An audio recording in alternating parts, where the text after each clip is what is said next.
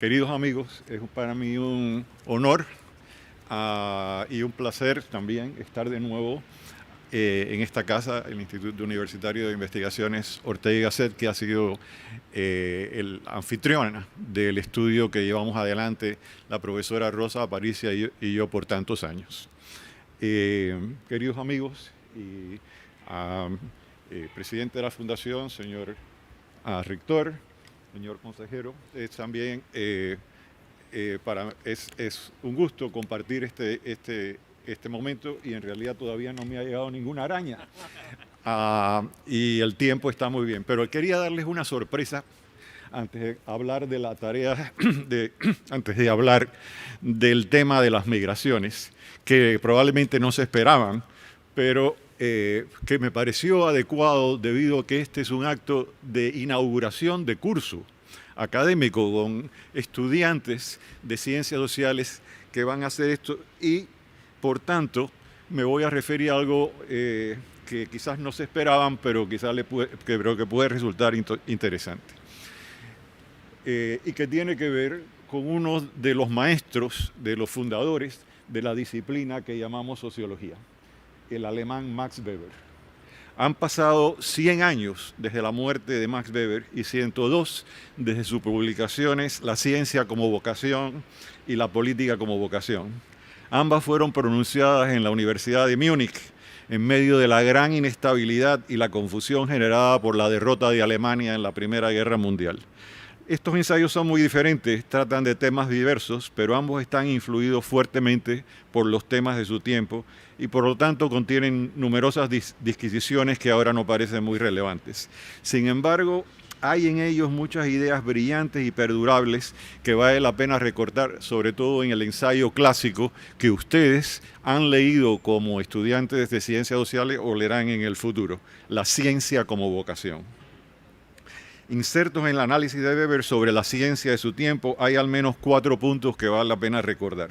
Primero, al comparar la suerte de artistas y científicos, dice Weber, el contraste del carácter duradero de los trabajos producidos por los artistas y la naturaleza perecedera de los hechos y las verdades descubiertos por los científicos.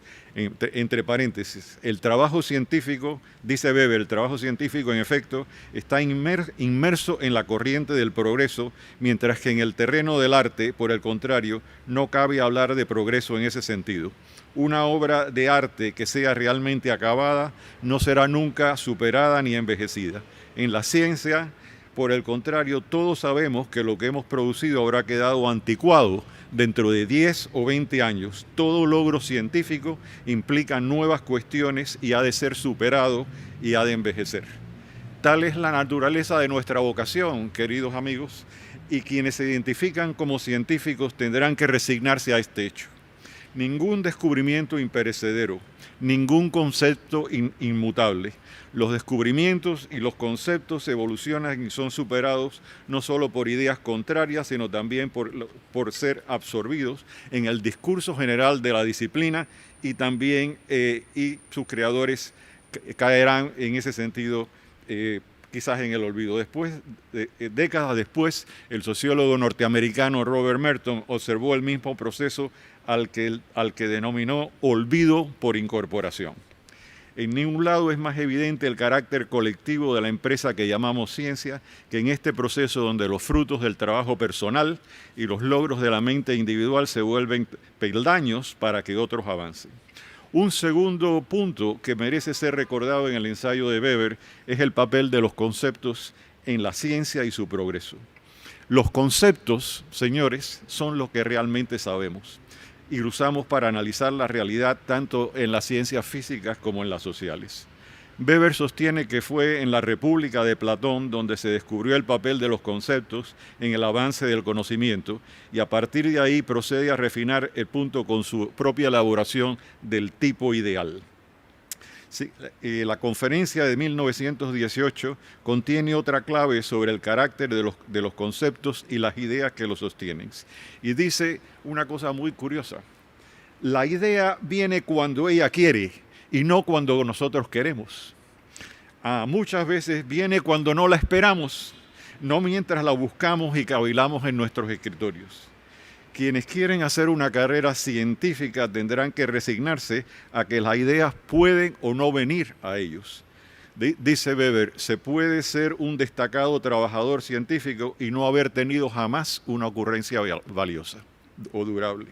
Cuando las ideas, o sea, las ideas llegan a nosotros, no es necesario que las busquemos terriblemente y no llegan. O sea, es lo que se llama también en alemán y en inglés insight, cuando se da la idea de que algo nuevo surge, pero es que nos llega a nosotros, no se puede forzar.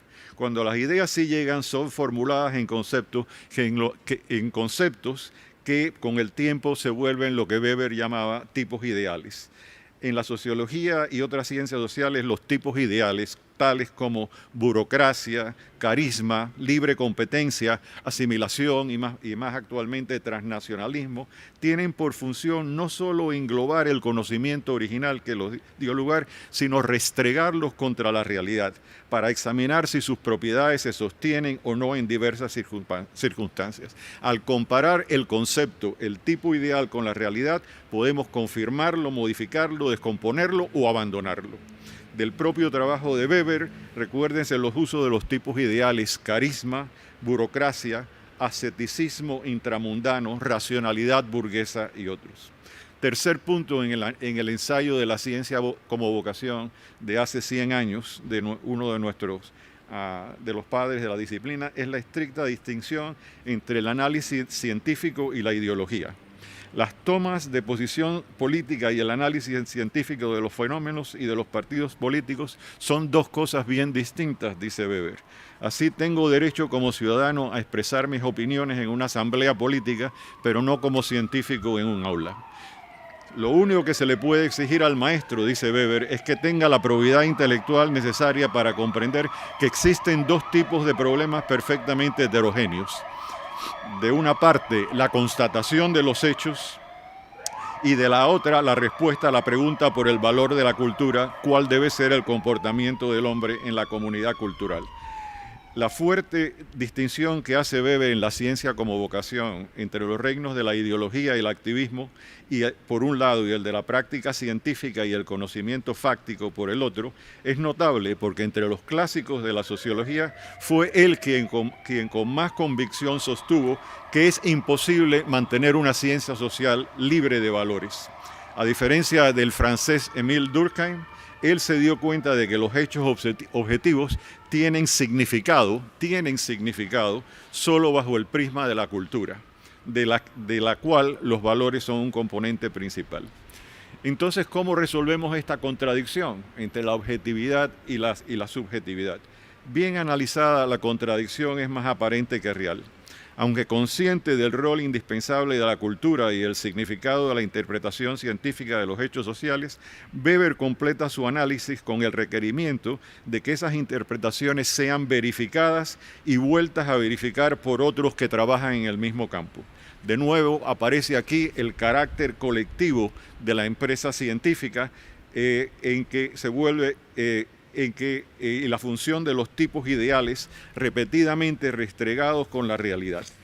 De hecho, uno de los resultados importantes de este proceso es desenterrar el hecho no esperado, el hecho incómodo. Un escepticismo cultivado es así la marca del verdadero científico. La primera tarea de un profesor, dice Weber, es la de enseñar a sus alumnos a aceptar los hechos incómodos. Quiero decir, aquellos que resultan incómodos para la corriente de opinión dominantes. Después, el ensayo de Weber explora ampliamente cómo ha sido definida la ciencia y cómo se han descrito sus promesas a través del tiempo, desde el fin de la Edad Media. Para algunos autores inspirados por la religión, la ciencia abría el camino seguro a Dios. Para otros, marcaba el camino hacia el arte verdadero. Y para otros más, entre ellos los fundadores de la economía y la sociología moderna, el conocimiento de los hechos reales era una precondición para la felicidad humana. Todas estas grandes promesas fueron evaluadas y fueron descartadas en su momento, lo que condujo en su momento a la tajante conclusión del ruso León Tolstói, que concluye: la ciencia carece de sentido puesto que no tiene respuesta para las únicas cuestiones que nos importan, las de qué debemos hacer y cómo debemos vivir. Eso Weber cita a Tolstoy en La ciencia como vocación en aquella. Esta afirmación de Tolstoy cuadraba bien con una expresión weberiana de aquel momento, el desencantamiento del mundo, una expresión favorita a él. Pero si la ciencia no conduce a Dios, no conduce al arte, ni a la autorrealización, ni a la felicidad, ¿cuál es su función? Weber no comparte el rechazo de Tolstoy, propone que el trabajo científico produce es significativo porque, dice, es digno de ser sabido. Y esto, dice él, no solo porque con estos conocimientos puedan conseguirse éxitos técnicos, sino también en quien las cultiva por vocación, por el saber, por el conocimiento mismo, porque es digno de ser sabido. Cuando yo cursaba el primer año de sociología en la Universidad Católica de Argentina, no leíamos a Weber, sino a Durkheim. Sin embargo, la seguridad con que Durkheim describía el hecho social como general y como coercitivo a los individuos, sus elocuentes ejemplos y más tarde la brillante colección de ensayos sobre problemas sociales de Robert Merton y Robert Nisbet me persuadieron a los 20 años de edad de que la sociología era una empresa intelectual seria. Viviendo en ese mundo desencantado de que hablaba Weber, yo no buscaba a esa edad el camino a Dios, ni al arte, ni a la felicidad verdadera. En cambio, lo que buscaba era un conocimiento, el camino al conocimiento, especialmente el conocimiento oculto detrás de las apariencias, detrás de los lugares comunes, detrás de los discursos elocuentes. La lectura del ensayo de Merton, las consecuencias imprevistas de la acción social y sus funciones manifiestas y latentes sellaron el trato. La sociología iba a ser mi vocación. Esta es mi introducción de homenaje a uno de los fundadores de la carrera, de la disciplina y de recuerdo a 100 años de su muerte. Ahora, hablando en cierto sentido de un ejemplo de construcción de tipos ideales, volvamos al tema para el cual en realidad me invitaron a compartir con ustedes esta mañana. El tema de la inmigración. La migración ha sido una constante en el desarrollo del capitalismo, aunque ha tomado muchas formas. Para hacer la historia corta, atraer pobladores a las tierras vacías de las nuevas colonias fue una prioridad para las monarquías de todas las grandes potencias europeas desde el descubrimiento de las Américas a partir de 1492. Esto fue tan cierto para las potencias ibéricas pioneras, España y Portugal, como para sus competidores de rápido crecimiento en Holanda, Inglaterra y Francia. En un contexto donde la tierra era abundante y esencialmente libre, pero la gente capaz de labrarla estaba ausente, el objetivo de las potencias coloniales de aquella época fue atraer a suficientes migrantes de los países de origen que se vinieran a establecer en los nuevos territorios, y estas migraciones de europeos crearon las bases para las sociedades coloniales emergentes en Oceanía, África y también claramente en América Latina. Sin embargo, la producción agrícola de subsistencia fue de corta duración, dando paso a la producción para el mercado. El problema era cómo asegurar suficiente mano de obra que los propios colonos europeos no pudieron o no quisieron proporcionar. La esclavización de la población indígena resultó ser un remedio a corto plazo, ya que los autóctonos de las Américas, de Oceanía, etcétera, fueron rápidamente aniquilados por las enfermedades importadas por los europeos o escaparon a áreas inaccesibles.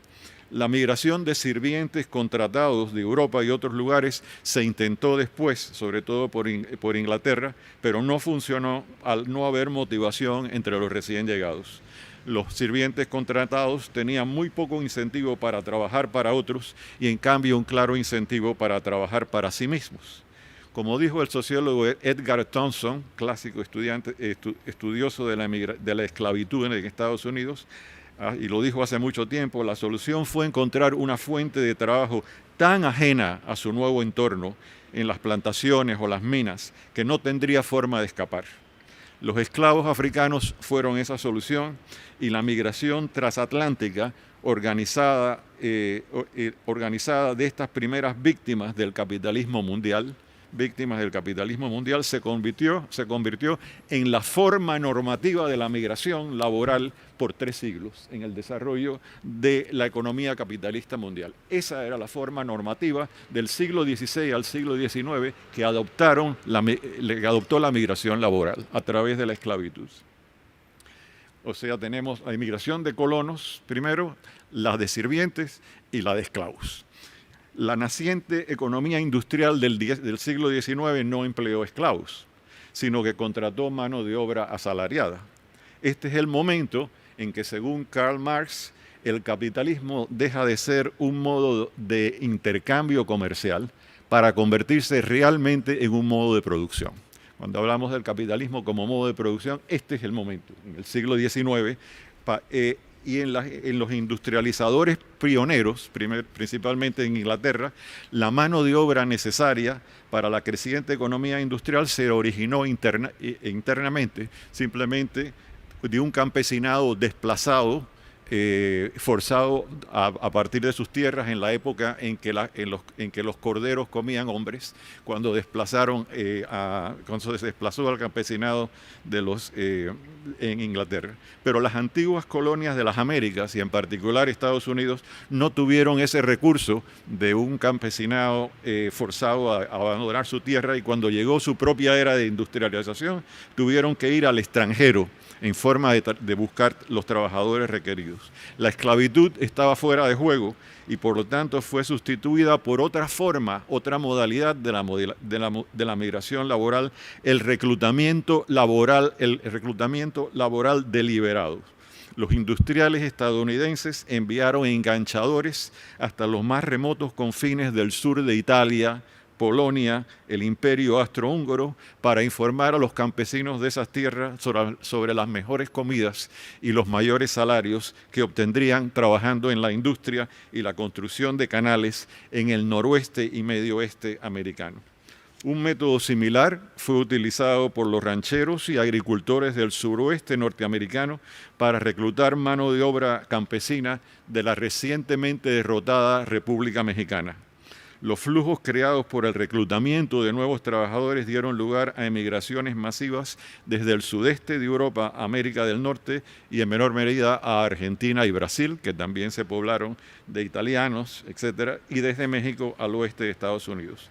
La llegada de estos inmigrantes reclutados y su posterior incorporación a las sociedades receptoras condujeron a un tipo ideal, el tipo ideal en la sociología de la inmigración que se llamó la asimilación de los inmigrantes, con una primera generación que trabaja arduamente en empleos manuales y serviles para allanarle el camino a una segunda generación que avanza hacia posiciones mejores, posibilitadas por el dominio del idioma y el acceso a la educación. A eso se llamó assimilation, ¿no? La historia canónica de la migración, una historia culminada por una tercera y cuarta generación que se incorporan masivamente a la clase media de los países receptores, en particular Estados Unidos, pero también Canadá y otros. Este tipo ideal de la asimilación se construyó, sin embargo, con poca consideración a otro tipo de eventos que estaba ocurriendo simultáneamente en este momento. Estamos hablando de principios del siglo XX, finales del XIX y del XX. A diferencia de los primeros colonos, de los esclavos y las primeras olas de migración reclutada, los nuevos trabajadores que llegaban por millones del sureste de Europa y de México a Norteamérica se enfrentaron cada vez más con una población nativa compuesta por los descendientes de los migrantes anteriores. Estos nativos ya se consideraban a sí mismos como dueños del país. Y comenzaron a resentir la llegada de los recién llegados, que llegando en masa competían por oportunidades económicas que los nativos, hijos de anteriores migraciones, consideraban como suyas. Mientras existió una frontera en Norteamérica, una frontera hacia el oeste, los nativos aún tenían la opción de marcharse, establecerse en tierras aún desocupadas y convertirse así en propietarios por cuenta propia. Pero cuando la frontera se cerró, tuvieron que enfrentar la competencia de los inmigrantes recién llegados lo que provocó un creciente descontento y enfrentamientos políticos. El disgusto de la clase trabajadora nativa con los trabajadores inmigrantes fue reforzado por otros dos eventos, ambos característicos de los últimos años del 19 y principios del 20. Primero, los empleadores perfeccionaron la práctica de traer mano de obra extranjera para contrarrestar las movilizaciones y huelgas de los trabajadores autóctonos. Se podía contar con que los inmigrantes trabajaran duro y asustados, debilitando así los esfuerzos de los nativos, de los trabajadores nativos, por organizarse y obtener una vida mejor. Sin excepción, los trabajadores autóctonos culparon a los migrantes de esta situación, absolviendo en el proceso a la clase empresarial, que era realmente la verdadera causa de sus dificultades.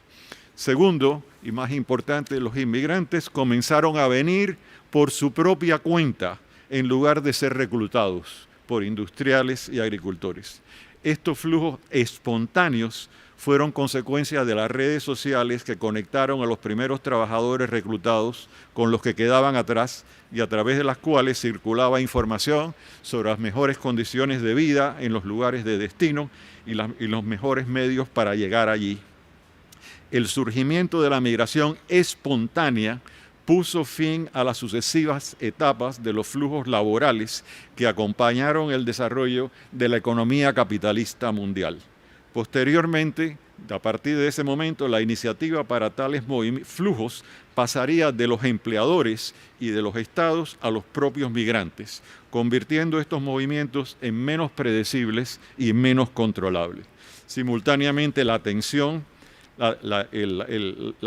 aumentó entre la población nativa, especialmente su componente de clase trabajadora, y los inmigrantes, quienes se convirtieron en objetivo frecuente de la ira ciudadana alimentada por agitadores profesionales, situación que perdura hasta nuestros días. Y aquí tenemos, si tuviéramos una pantalla, aquí podríamos presentar un esquema de los diversos tipos que corresponden a momentos históricos de la migración laboral desde la inauguración del sistema capitalista mundial en el siglo XVI. A migraciones de colonos europeos, migraciones de sirvientes contratados, la esclavitud por 3 siglos, la inmigración incentivada por los empleadores y la espontánea, que es en la que estamos actualmente. La inmigración que se autogenera, que no requiere ser incentivada, sino que es incentivada por sí misma. La intransigencia de los nativistas, los cuales, debe recordarse, eran descendientes a su vez de migrantes anteriores, se cristalizó en Norteamérica con una serie de medidas políticas tendientes a evitar de diversas maneras la llegada de nuevos migrantes, deportar a los que no tenían documentos y obligar a los que se quedaban a asimilarse lo más pronto posible a las costumbres y el lenguaje nativo. Los principales ejemplos de tal medida van desde la ley de exclusión china. A los chinos se les excluyó a finales del siglo XIX, llegada de Norteamérica, y después a los japoneses, la ley de orígenes nacionales de 1925, hasta una serie de proposiciones aprobadas por estados tales como California, Arizona y Alabama para deshacerse de los inmigrantes en el pasado reciente. Sin embargo, las fuerzas que gobiernan la inmigración contemporánea no se limitan a las reacciones y el activismo de los nativistas. Del otro lado del espectro hay una necesidad de mano de obra inmigrante que, aunque de forma variable, es perenne en las economías capitalistas avanzadas.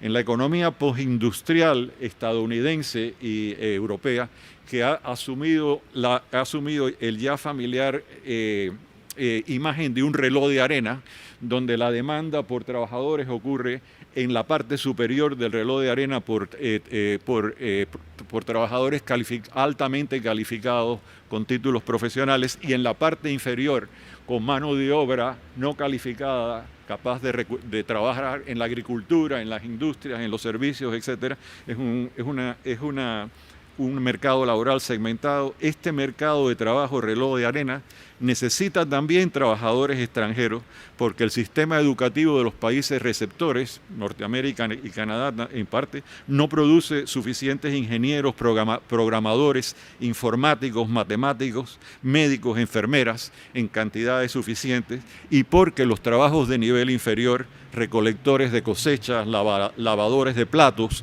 cuidadores de viejos, son despreciados por los trabajadores autóctonos, por los ciudadanos, a menudo los mismos que atacan a los inmigrantes, que son los que vienen a llenar esos trabajos.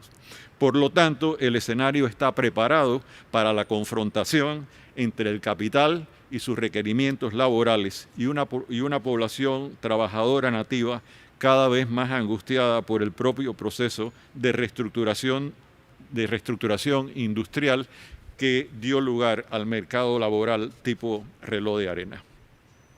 El conflicto desatado por los trabajadores extranjeros y la inmigración en general ha alcanzado en los años recientes nuevas alturas, impulsado por el descontento nativista con la desindustrialización de su país, que es lo que subyace en gran parte al nativismo, y la consecuente pérdida de empleos y la creciente visibilidad paralela de los inmigrantes en muchas regiones de los países receptores, de comunidades receptantes.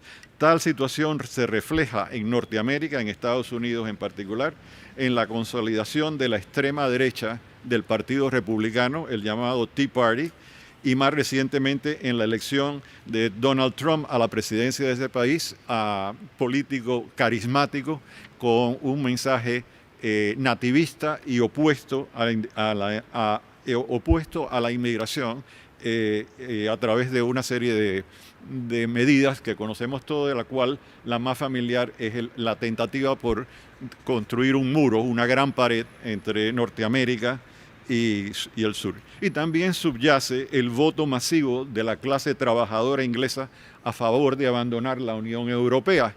La clase trabajadora inglesa estuvo dispuesta a pagar cualquier precio para frenar la llegada de los inmigrantes, sobre todo de Europa del Este, etc. Y esto resultó en el Brexit. O sea, tanto la elección de Trump como la salida de Inglaterra de Europa son reflexiones de un fuerte movimiento nativista en contra de la inmigración. Para no extenderme demasiado, yo creo que ya me extendí bastante, pero para terminar, podríamos analizar más el proceso, o sea, la interacción entre el proceso de globalización y la inmigración actual, pero voy a saltarme eso para referirme, para concluir al caso español.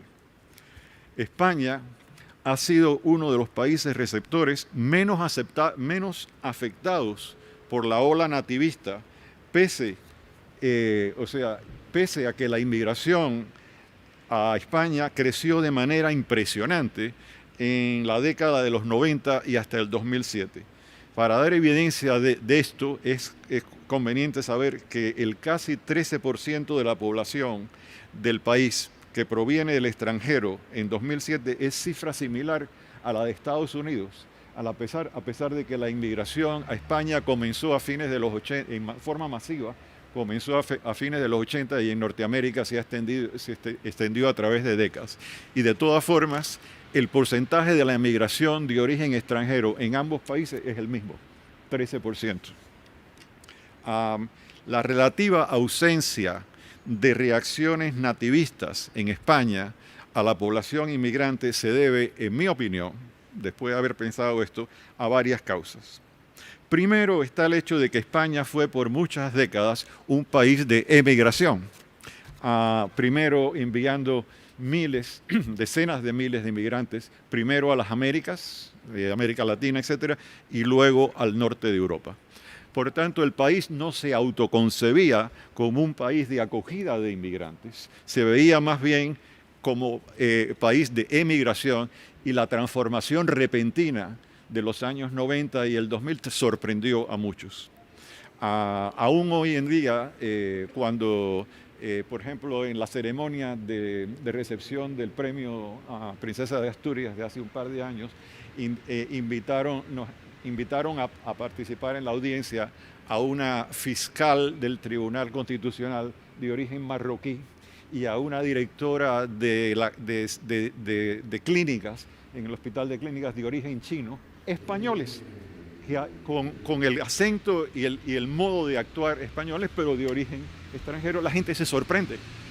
O sea, ¿cómo puede ser esto? Esto fue lo que dio lugar a que precisamente en esta casa de estudios, al recibir a algunos de nuestros propios entrevistados, antes le llamábamos la segunda generación, le llamábamos los hijos de inmigrantes, como mirando al pasado, la segunda generación, los hijos de inmigrantes. Y ahí fue, y en ese momento fue que se me encendió el bombillo y dije, bueno, claramente eso no es así. Estos son los nuevos españoles. Y es una parte integral de lo que es y va a ser el país en el futuro. Por otra parte, la experiencia anterior de haber sido España un país semiperiférico y la ausencia de una imagen demasiado exaltada de sí mismo hizo que los españoles en su conjunto adoptaran una actitud bastante tolerante hacia los inmigrantes, permitiéndoles que se fuesen adaptando de acuerdo a sus tiempos y sus capacidades, facilitando la adaptación de sus hijos en aulas de acogida y apoyando las organizaciones creadas por los inmigrantes a todos los niveles del Estado español, desde el nivel nacional al local. Sobre todo, lo importante de la experiencia española es que no se impuso un modelo de asimilación desde arriba. O sea, a partir del Estado, ni se obligó a los migrantes a aprender la lengua del país como requisito de integración. Más bien se dejó a que los colectivos inmigrantes se fuesen acomodando a su tiempo y a su manera. Esta ausencia de modelo resultó al fin y al cabo ser el mejor modelo de integración. Y hacia el 2016 nos era posible anunciar a la profesora Aparicio y a mí, después de haber completado una década de estudios sobre miles de hijos de inmigrantes en Madrid y en Barcelona, que su proceso de adaptación había sido general y consistentemente exitoso. No detectamos evidencias de percepciones de discriminación generalizadas ni de una actitud confrontacional por parte de los hijos de inmigrantes hacia los nativos. Por el contrario, la gran mayoría de los hijos de inmigrantes en España, la segunda generación, persistían en sus estudios, obtenían grados medios y superiores y entraban a la universidad. A la edad promedio de 23 años, 24 años, cuando terminó nuestra investigación, no existían diferencias notables entre hijos de inmigrantes y una muestra comparable de hijos nativos, ni en los logros educativos ni en los ocupacionales. Formaban todos hijos de autóctonos e hijos de inmigrantes que estudiamos en aquella muestra un universo social común. Eran parte de un universo común y los nuevos españoles. Este panorama generalmente positivo solo se vio ensombrecido por algunos ataques xenófobos bastante esparcidos y por el episodio terrorista perpetuado por hijos de migrantes marroquíes en Barcelona en 2017. Este episodio, las causas de este episodio realmente excepcional y único fueron también detectadas a partir de nuestro estudio. No voy a referir en este momento a eso. Pero cara al futuro, y para terminar, lo más importante de señalar es que la excepcionalidad de España como país de acogida de inmigrantes y su relativo éxito en la incorporación de los recién llegados y sus hijos a la sociedad y cultura pueden estar llegando a su fin. La confrontación entre el norte y el sur globales, debida a los procesos que había descrito anteriormente, se manifiesta actualmente en caravanas de migrantes tratando de forzar la frontera, intentos de forzar fronteras cada vez más frecuentes y en las consecuentes reacciones nativistas en los países y regiones receptoras, tanto en Norteamérica como en Europa. Pero aquí le doy una vuelta final a la situación, pero que la ironía de la actual situación es que los países ricos que así actúan tratando de frenar la migración, erigir muros, erigir barreras, etcétera, van a precisar cada vez más de extranjeros para compensar el envejecimiento de su población y la rápida caída de su natalidad. Hasta el Japón, país hasta ahora fervientemente nacionalista y antiinmigrante, se ha dado cuenta del problema. Pueblos y regiones enteras del Japón se han ido deshabitando, como también ocurre parcialmente todavía en España. De esta forma, el éxodo del sur global, promovido por la evolución del sistema capitalista en el último siglo, representa a la vez una amenaza y un posible recurso para frenar la caída demográfica. Pero para que la inmigración pueda llenar este cometido y sirva de puente más que de barrera entre países receptores y emisores, es necesario poner término a los flujos incontrolados e intentos de forzar fronteras y sustituirlos por programas legales de entrada flexibles pero regulados por agencias del Estado. España ha dado ejemplo de tolerancia al resto de Europa, acogiendo serenamente el flujo migratorio a través del Mediterráneo. Pero esto no puede continuar indefinidamente sin pena de poner en riesgo el éxito de la integración lograda en el pasado y la paciencia de la población nativa. Es necesario, por tanto, poner en marcha programas de cooperación con los países emisores, de forma tal que los flujos incontrolados sean sustituidos por programas regulados de ingreso y permisos laborales, tanto temporales como permanentes. Si los países desarrollados no logran canalizar los flujos de migrantes del sur global en forma regulada, la alternativa será el surgimiento de movimientos nativistas cada vez más fuertes, el cierre de fronteras y la proliferación de ataques contra los colectivos inmigrantes ya asentados en el país. La experiencia española no ha ido hasta ahora por ese camino y es importante tomar iniciativas actualmente para impedir que esto no suceda. Y valdría la pena, por último, poner en marcha nuevos estudios para conocer qué ocurre con los inmigrantes que han estado llegando en la última década, que hasta ahora sabemos muy poco sobre ellos. Convendría saber hasta qué punto pueden tornarse un recurso para contrarrestar la caída demográfica del país y alimentar sus necesidades de mano de obra. Nuestro propio estudio sobre la integración de los hijos de inmigrantes en España terminó en 2016 y posteriormente, en mi conocimiento, no ha habido investigaciones similares, pese a que la migración ha continuado y ha tomado un cariz distinto que es necesario comprender y seguir a través del Mediterráneo y a través de las Canarias. Por tanto, termino con esta exhortación a las nuevas generaciones de inmigrantes a continuar la investigación sobre el tema para comprender lo que ha ocurrido después. Volviendo a Max Weber, es imperativo comparar los tipos ideales resultantes de los estudios anteriores sobre la migración con lo que está ocurriendo actualmente. Tales investigaciones futuras se tornan necesarias no solamente, decía Weber, por el conocimiento mismo, sino como punto de partida para la adopción de políticas viables y efectivas de recepción e integración de los nuevos flujos migrantes al país. Muchas gracias.